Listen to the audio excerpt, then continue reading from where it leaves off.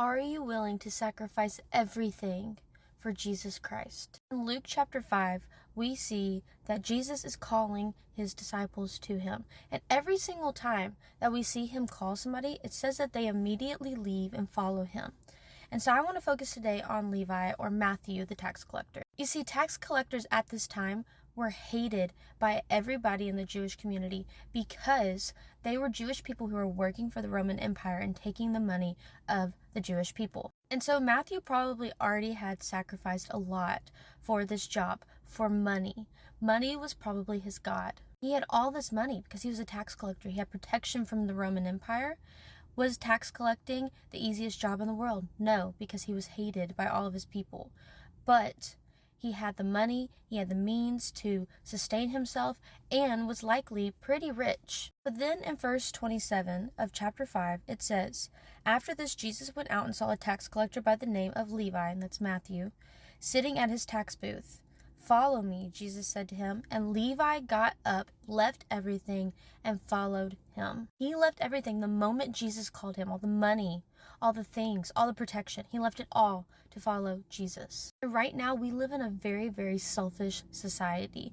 I'm included in that. If it's not going to benefit us, why should we do it? If it's going to hurt us rather than help us, why would we do it? But here's the thing. Jesus was hated.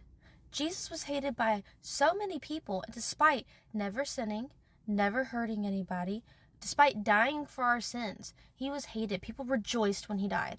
But for some reason, we don't think that as his followers, people will still feel the same way. The same evil spirits are alive today. And obviously in America, we are really blessed because the persecution that we face is nothing compared to that of like our brothers and sisters in Nigeria, which we should really talk more about, or the apostles in the Bible, or Jesus' disciples, or Jesus himself. But there are still sacrifices that we are called to make when we follow the Lord.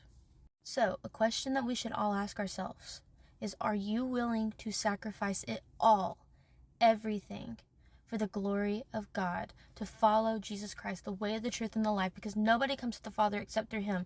But it is so, so easy when we are getting pushback to turn our back on him. So, are you going to be courageous? Are you going to follow truth and follow Christ, no matter the cost? Or are you going to give in and allow the world to dictate what you believe, what you do, what you sacrifice?